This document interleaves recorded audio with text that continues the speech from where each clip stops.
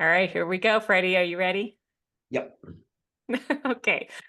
All right. This is episode 2. So, welcome to The Educator and the Hustler. We're so glad that everybody is here with us, and we're about to get real. So, this time, I'm going to go first. I am Laura Burke. I'm the educator. And I'm Freddy Shagog, and I'm the hustler. Nice. All right, so we're going to talk this time about our own experiences in education, kind of growing up, the things that we went through, sort of good, bad, and otherwise, and how that relates to education today, what people would need to know about just the different experiences that we had, because we had very different experiences. So, my experience really started out, I went to a K-8 school, it was a Catholic school from, the time I was 5 years old up until I was going to high school. And I basically grew up with the same 25 people most of my life. My best friend to this day is someone I met in third grade. Shout out to Amy. And I did not have a lot of experiences with lots of diverse kinds of people. I just didn't. I grew up in this small school, basically. And so pretty sheltered. I didn't really know a lot about the world or other people in it. And then I went to school in the 90s, right? So I graduated in 95. And and I was part of the era in Denver. So I went to Denver Public Schools, and in that time there was a big desegregation effort happening. And so they were busing kids across town to different schools to really desegregate the schools. So the school that I would have gone to, so for those people that are familiar with Denver Public Schools, George Washington High School would have been my home high school, fairly diverse school, about a mile from my house. But because of the desegregation efforts at the time, my home high school became manual high school. So people that know DPS know that, especially back in the day, manual high schools located in Five Points, arguably one of the toughest, hardest um, areas in Denver. And even though a lot of the kids from my neighborhood were bused in there, we weren't all in classes together. And here's what happened. When I got there, I was a middle class white girl, and my counselor said, okay, well, here's the college prep classes that we can schedule you in. And I was like, no, thanks. I'm not really interested in working that hard. I'm not super into school. I was kind of disengaged, didn't really see the relevance of school, didn't know why I had to do a lot of things that I couldn't see the relevance for my life later. And so I told her, no, I just want to go to the regular track. Just track me regular. I don't want to go to all these college prep classes. So what ended up happening was most of the kids that I grew up with, they were in all these college prep classes. So I didn't see them all day long. And I ended up being in what was considered like the regular track for school. And eventually I ended up being one of the only white people in most of my classes because all of the white kids were tracked into college prep classes. And I don't know how um like aware of it that they were. Maybe they were super aware, maybe they weren't. I don't know. But that was a very real thing that happened. And so by junior, senior year, I was really disengaged. Had no adult that I was connected with at the school. I wasn't confident enough in myself to join clubs or to try out new things. And so I just flew under the radar. I ditched most days, barely graduated from high school. By the time I was a senior, mid-year, people were doing graduation planning. And I was told that if I didn't go to school every day for the remainder of the year, I wouldn't graduate because I wouldn't have enough credits. So here I am, barely graduating from high school, wasn't engaged, did not have the confidence to seek out any other kind of activity to do and to be part of, had no adult that was really connected with me at all at the school, and barely graduated. And then, fast forward a few years, I decide that experience kind of sucked. Now, granted, it wasn't at all the trauma that you experienced growing up, not even close. And yet, it's surprising to most people that that was my path barely graduating from high school because I just wasn't into it and ditched all the time, right? Because then I became an educator, mostly because I wanted a different experience for kids. I wanted to make it relevant for them. I wanted them to be engaged. I wanted them to have adults that they could connect with, particularly when I realized there's kids growing up way different than I grew up that really needed that adult connection, that really needed engagement in school, because I may have been okay regardless, right? The reality is like I probably would have been all right in my life regardless, but I was realizing really fast that that wasn't the case for everybody. And so that's one of the reasons why I created the Claire Brown Entrepreneurial Academy, diverse public magnet school and Aurora Public Schools, to teach kids entrepreneurial skills, to teach kids something that was very relevant to them that they could apply in their lives immediately. And that was always the approach that I took. So I think for me, one thing that became really important was having kids connecting with educators in the school and bridging the gap between educators and parents and making sure that families were involved. And I know that that's a huge part of your story and where your mom was involved oftentimes in the school. Can you maybe, I guess that was me talking for a long time. So Mm-hmm. maybe you tell me now, like, what comes up when you hear my story in maybe terms of your story or just in any All way. right. So, first of all, thank you for sharing all that. Bless you. It's not easy to share those things. So, one of the things that's great about us knowing each other is that our experiences were different, but it still led us to want to help people in education. My K through 12 experience was traumatic. It was awful. Um, what resonates with me, and there's reasons, right? So my mom gets sober at third grade, and that completely changes the whole dynamic of my childhood because my mother is sober and taking mental health meds and going to therapy and going to meetings. Most kids ain't growing up like that, and if they are, their parents aren't exposing it to them. So my outlook on life and how I'm seeing it is completely different. And then you put me in a school system where my mom is poor, black, single parent woman, and she's struggling with her own mental health. If you don't have a support system that can deal with that, you're going to get what I got, which is trauma. And it was just awful.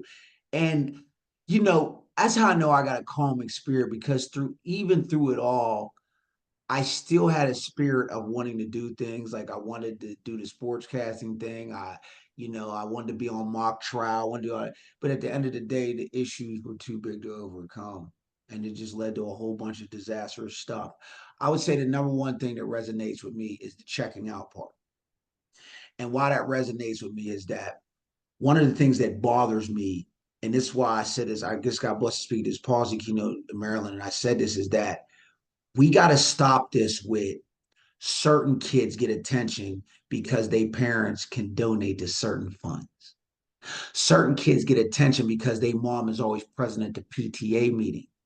My mom want to be present too, but she got to go to this AA meeting.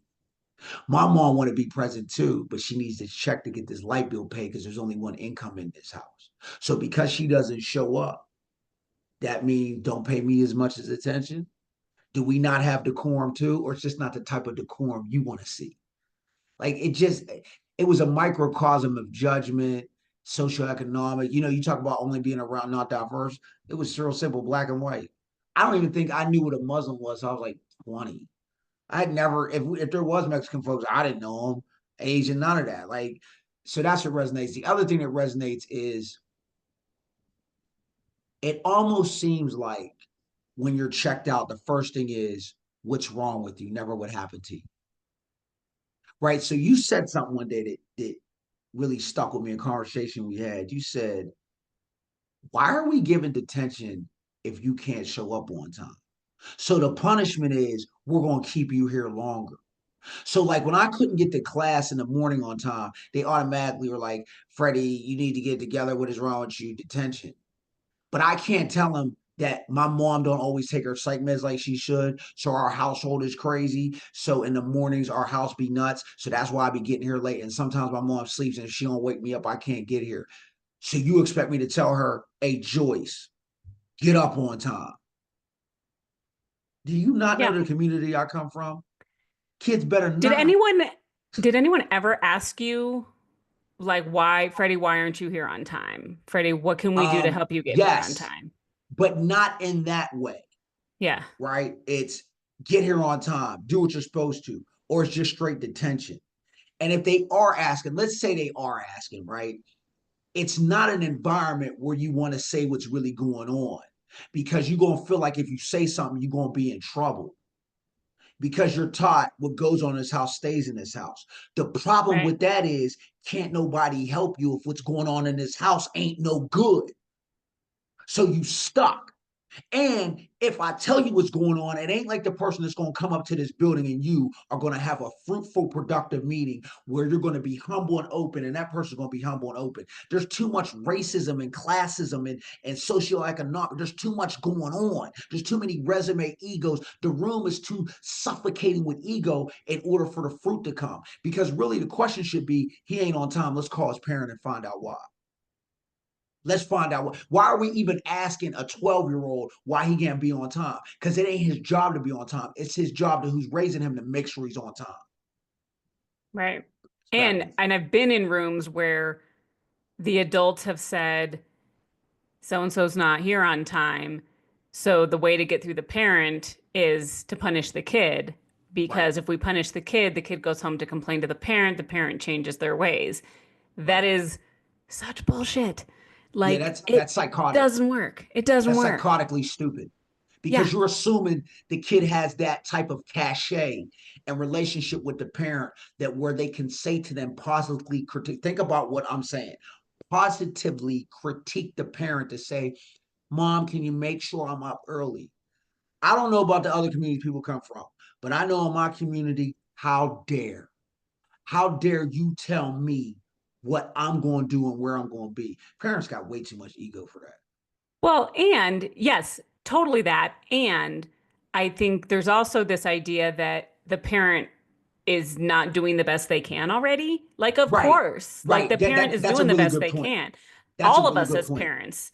I mean, I've That's a had really some good epic point. parent fails in my life Yeah, as a parent, and I'm still just doing the best I can. right. We're Everybody human. is. Right. Yeah. I remember my mom saying one day about parenting. She said, Freddie, I can't win. I said, what are you talking about? She said, if you go to Harvard, you did it in spite of coming from a single parent home. If you go to jail, it was my fault. I can't win. And she was right. Because think about it, right? Your point. My mom's trying to get her mental health meds taken care of. My mom's trying to run a household. She's trying to get everything taken care of on a social worker salary, which we know she's poor because in America, how dare we would pay a social worker, right? We pay, people to throw footballs. We don't pay people to feed people, right? So Yeah. she's poor. She's a single parent. She's struggling with her mental health. I think there's going to be some days where she don't wake up at 6:30. I think there's going to be some days where she can't give me breakfast in the morning. That doesn't mean a woman ain't doing a good job. First of all, she's a single parent, black and poor in America. She's doing a great job considering she's surviving that, and she ain't drinking or using drugs. She's sober. So Yeah. I think it's criminal to expect her to be perfect, and when she's not, you punish me. And you don't even understand in punishing me. Now you making me stay late and you making me be in attention. So you're helping my self-esteem. You know the kids are going to bring that up and they're going to laugh at me and they're going to say stuff. And then on top of that, now I got a bad rapport with the teachers because I'm known as the kid that's always late. Yeah. So now here we go. Now we have a whole culture, and I got all these labels, and I'm looked at all weird, all because the policy is if they're late, give them detention. And you don't know me staying late. You don't know how that's affecting my mom's childcare. What if she got a situation where I'm getting babysat right after school and she got to pay for that? Like it's just Yeah. again, it's only set up for the people that have a certain situation of support. If you don't have that, good luck. So do you think, because that makes me wonder about, so like then what do we do about this, right? What do we do? What do schools do? Mm-hmm. I go back to having an adult connection in the Mm-hmm. building. Mm-hmm. Neither one of us, regardless of where we came from, had an adult connection in the building. Mm-hmm. Had we Mm-hmm. had an adult connection, that could have changed everything. I would have wanted to be in school. You might have been able to Right. connect with someone to talk to them about why you were late to school every day, right? I So, totally agree. I mean, super credit to people that are connecting with kids and not in superficial ways and not because of a strategy that told them to do it this or that way, but that really connected with them, that says, I want to know you. I want to know what's going on with you. At some point, we're going to have Matt on the show. So Matt was a former student of mine who I connected with when he was in seventh grade. He's in his 30s now. I still know him, and it all started because I wanted to connect with him. I wanted to find out, why is he not turning his homework in? Why is he acting up this way in school, right? And it wasn't doing anything magical. I was just trying to get to know somebody as a person and find out what was going on with them. Yeah. So I think that's a huge thing that to me is like a, well, what now? Or what's a next step? What can you do? To me, so many things get solved if you just listen to people, if you just take the time to learn who they are, whether they're 5 years old or 15 years old, or they're the parents of the kids that you're working with. Like, you just got to take the time to know them, because that's going to open up an entire understanding that wasn't even there before. So thank you for that. And I totally agree. I'll tell you a story. My mom had got diagnosed with leukemia. She's getting chemo. I had told her about the bullying and the abuse I took as a kid because I wasn't ever going to tell her, but it ended up coming out. How old were you when this happened? I would say it started in third grade till almost like 14. You know what I'm saying? Okay. Okay. Okay. So she says to me, she said, "Are you mad at me because I ain't know?" I said, "How would you know? Like we wasn't set up." She's like, "Why didn't you tell me?" I said, "Because we wasn't a household set up to tell."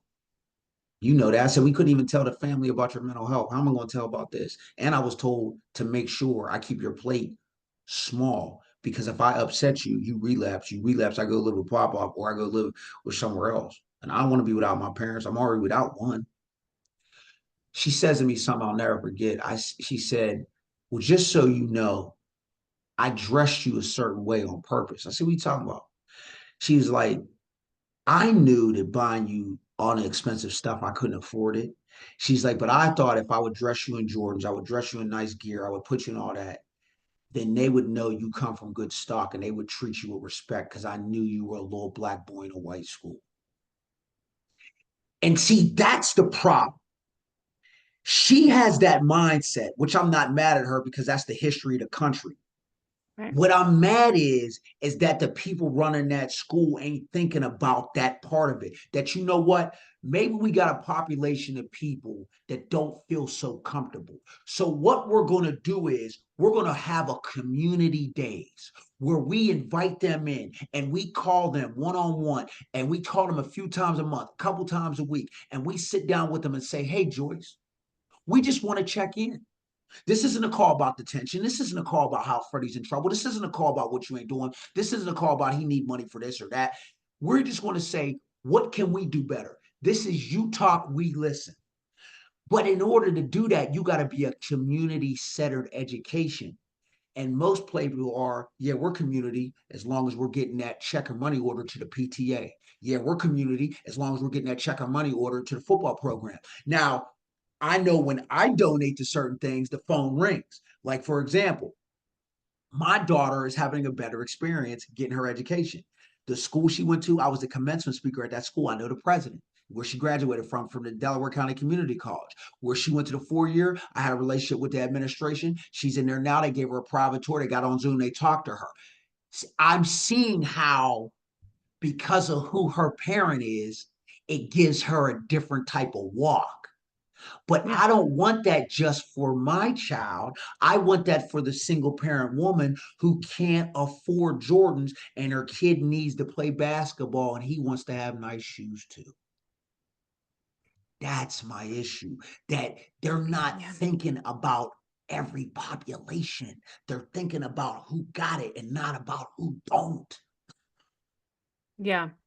You know what? Something you said was super interesting to me. Yeah. You said that your mom, even though she couldn't really afford it, she Mm-hmm. prioritized buying you Jordans and name brand Mm-hmm. clothing to send you to school with. because in her mind, the kids would treat you better that way. No, And she, well, them, but the staff, the the more the staff, right? staff. That Right, everybody, I was gonna say the kids right, and the right, staff, like right. that everybody at that school would look at you in a better way Yep, because of what you were wearing. And you know what's yep. crazy about that to me? Mhm, And I don't think I had heard that story from you before. At least I don't remember. mhm, What's crazy about that to me is I've been in rooms in the last 20 plus years, and I have heard, and this is not to say that educators are bad people, but mhm. 'cause I love me some educators, obviously, right? Me too. We're But educators. right. But I have listened to veteran educators talk about how, you know, something to the effect of, oh, so and so is getting in trouble again. So and so, isn't bringing what he needs to school, but boy, he sure got those expensive shoes on. So like, what a screwed up priority his parents have that they're spending money on tennis shoes and not on school supplies, things like that, right? It was that sort of judgment that got said, and it more than once by more than one person in more than one school, right? Like I've heard it many times of like, well, I bet, this is what they're deciding to spend their money on. So why can't they spend their money on something like that, the staff values, right? Like as if our values need to be the students' values rather than listening to the kids and the families about what their values are. Because I wonder what would have happened if someone had said to your mom, hey, talk to me. Let's sit down. Like you said, let's be a community. Let's sit down and talk about what are your values? What are you thinking? What are your hopes and dreams for your child? What are you worried about for your child? Maybe your mom could have said, I'm worried that if I don't send him in these clothes, everyone's going to be treating him differently. And then maybe that could have been a conversation so that then that same person the following week wasn't talking bad about you, about why you can't afford this or that other thing, but you can come in these nice clothes.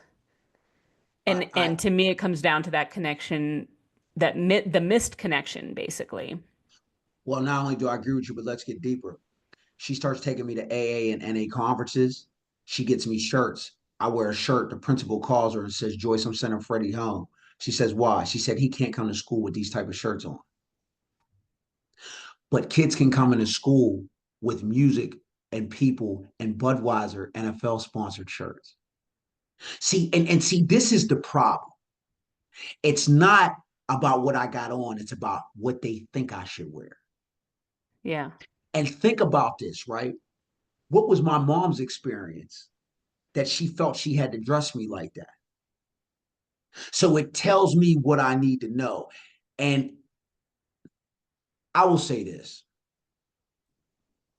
Africa changed how I view that. We're talking about here with the whole dress thing, because there's a chart, and I'm gonna have to put it. I'll get it, but it talks about how people with different levels look at money.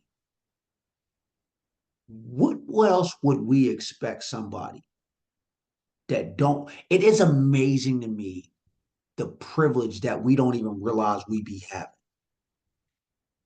I know when I make money, I now know, and I'm now smart enough to say to myself, well, I can't buy this Gucci bag because I got to pay rent. But it wasn't always like that. There was a time if I got money, what I looked like was more important than what I actually had. If you don't have to think like that, maybe you've been blessed that somebody told you not to think like that. But the ego to think that because you think that way and because you know that, everybody's supposed to know it. Where's the grace?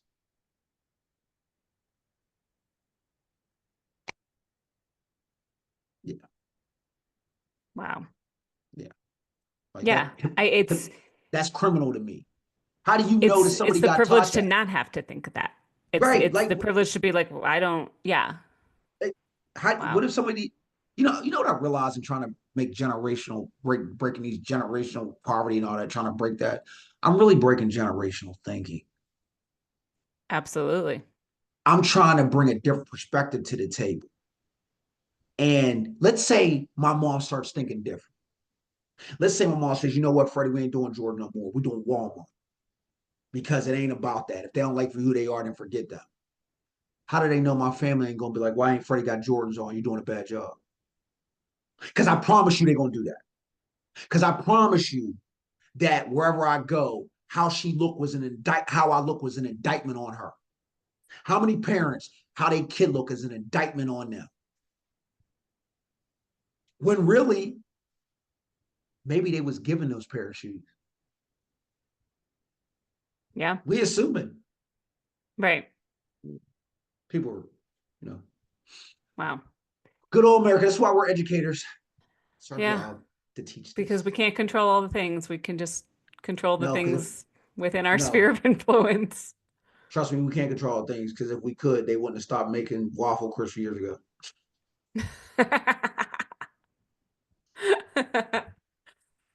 Uh, so I think, for me, this conversation is important because it's about going back to how differently we grew up Yes. and knowing that we each had our own experiences that weren't Mhm. necessarily um, rich with engagement in school. Uh, and there's so much that we can do to engage kids Yes. regardless of where they come from and regardless Yes.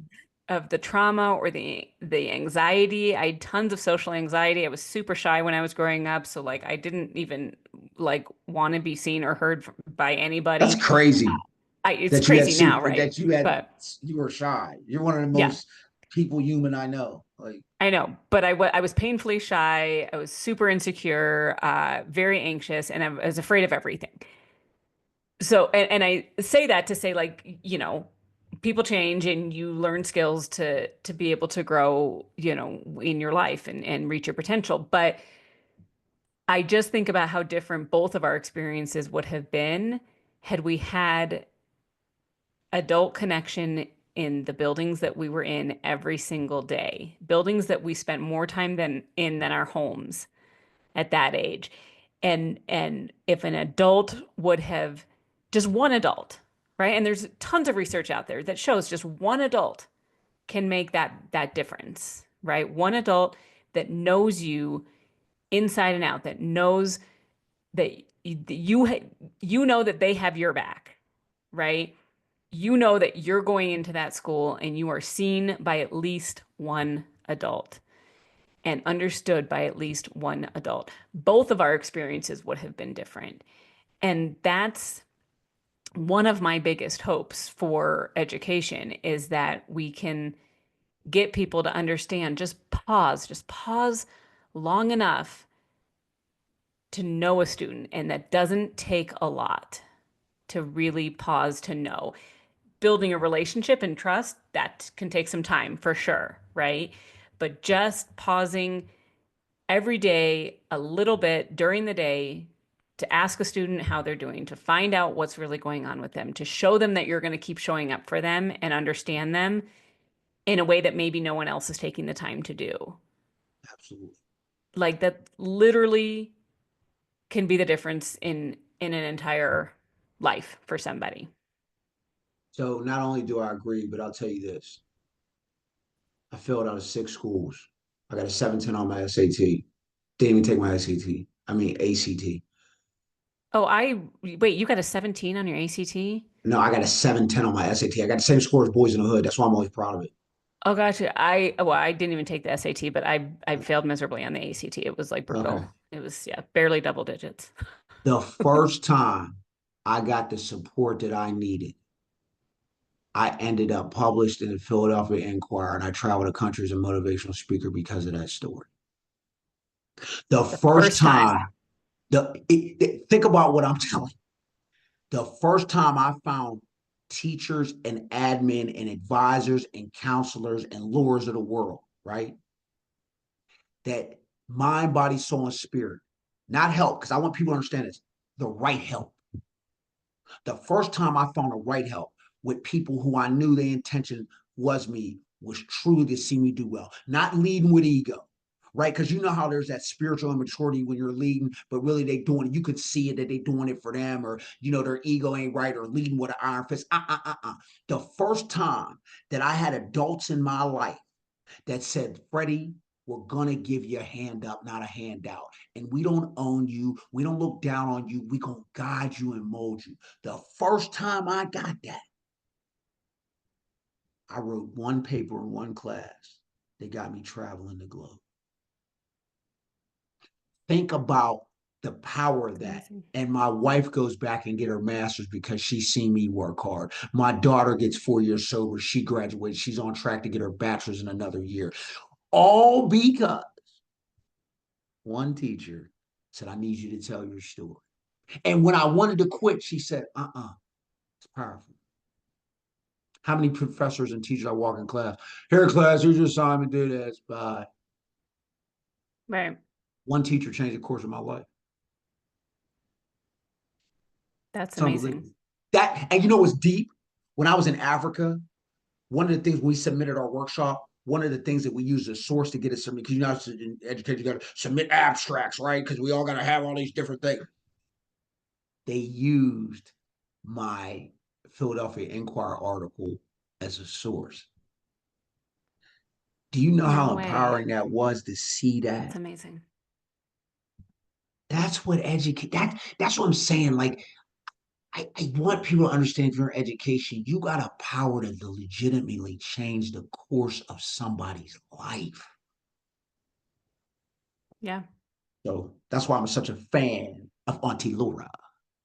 Well, back at you because Yeah. I'm a fan of people that are vulnerable and can put themselves out there and say, this is what I went through, or this is what I want to help other people to do, right? Yes. I think, all right, so something that I think occurred to me too when you were talking is, and then I think we're going to wrap it up here soon, Okay. is when we talk about like it takes one teacher, right? Just like one teacher, one adult connection, because it doesn't even have to be a teacher. It could be, a Anybody. social worker. Janitor It at the could be the school. cafeteria. It doesn't matter. Yeah, anybody. Absolutely. I still pray. Anybody. I pray with the cafeteria lady. Absolutely. Yeah. Yeah. One adult in the school that can really see and support a child.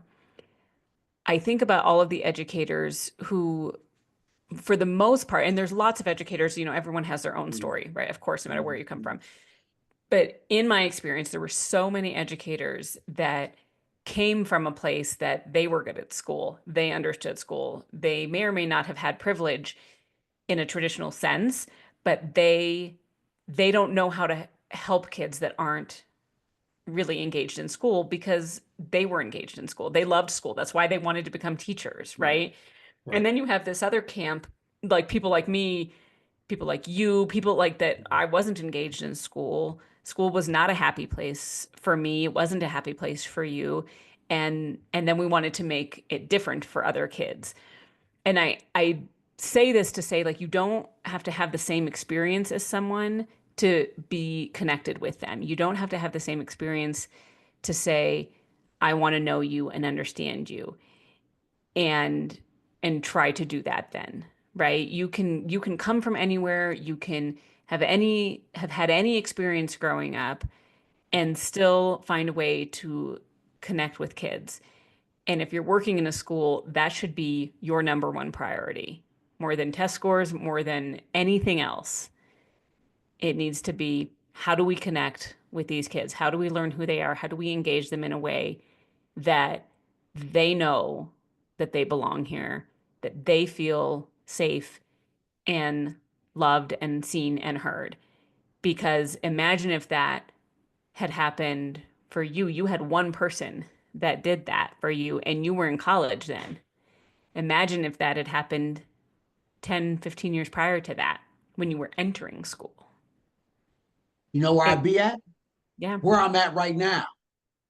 The University of Notre Dame. Yes. Before we go, can Yeah. you tell us about that? Because Yeah. I'm blown Yeah. away It's that you unbelievable. Yeah. I mean, that we're it's doing this while you're on the road. yeah, it's And unfathomable. I'm tell at the story. yeah. So I got a call from the Center for Homeless which is a homeless shelter that is like connected with the university, and they do work.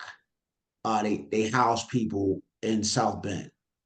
So I got asked to speak at their yearly gala. That got asked to be the keynote, and the president of Notre Dame was at my table. And we sat and we talked, and I met and all these people. Anyway, I keynoted the event, but then I also was asked to be on the news. So I did a news feature that day. They filmed the whole thing and I did my speaking. But then that night I got asked to be on the news set live at 5. And it was the first time I've ever been on the actual news. But let me say this since we're talking about this. When I got done, I'm never going to forget this as long as I live. I remember when I was at the psych unit as a kid, and the lady told my mother, Joyce, you need to accept that maybe he works at McDonald's and graduates high school. I remember that. And my mom dropped a tear and said, not my son.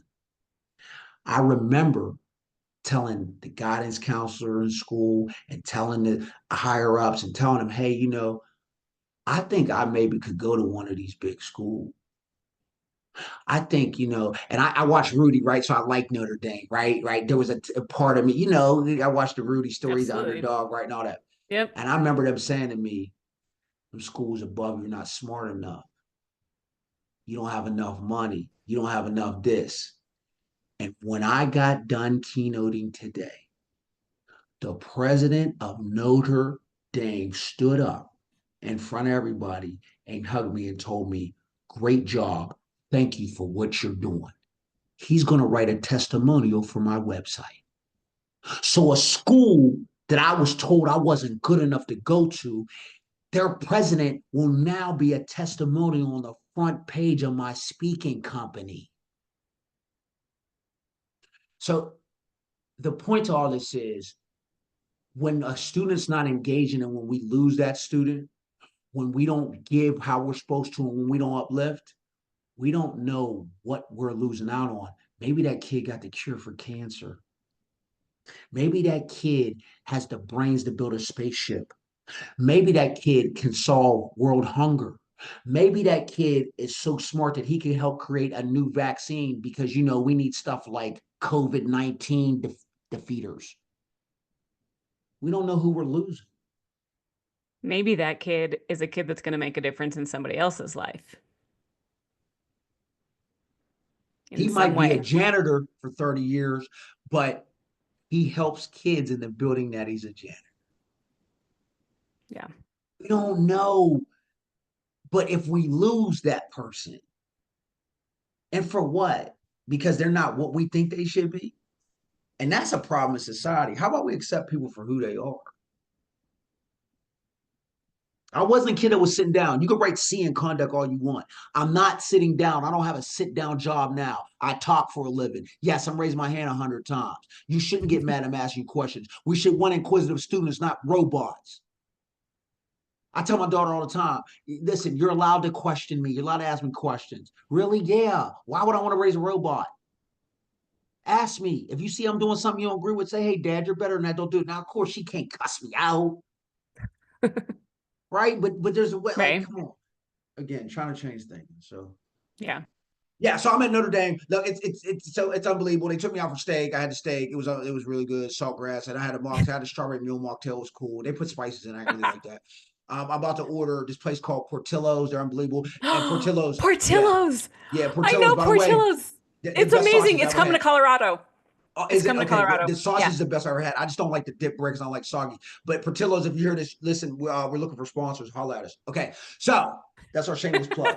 Okay, yeah, so I'm about to eat Portillo's and I'm about to get. I like Collivers too. I like Collivers; they're really good. They got this butter burger; it's unbelievable. So I'm about to get Portillo's and then Green Bay's on, and hopefully they win. And I'm gonna get me some ice cream and I'm gonna watch my thing, go to sleep, and thank Jesus that this happened. Amazing. Yeah, Amazing. so Just blessed. takes one person. That's the One message. Just person. one One person. person. Listen, I'm on location. I'm up here only because I'm so Yeah. blessed because I got people like Lord that believe in people and helping people around the world. And when you win, I win. And when I win, you Yes. win. Like when we Yeah. all do well, we all do well. We all do well. And I'm getting a mic, people. I know I don't have a mic right now. I'm getting a mic. Bear with me. Life is Oh, yeah, life. get a I'm getting mic. a mic. Yeah. Amazing. Yeah. All right. Do you want to sign us off? Yeah. Listen, thank y'all for tuning in. Share with the world. Um, we're just grateful. And remember, it only takes one person to change a life. Love it. Peace.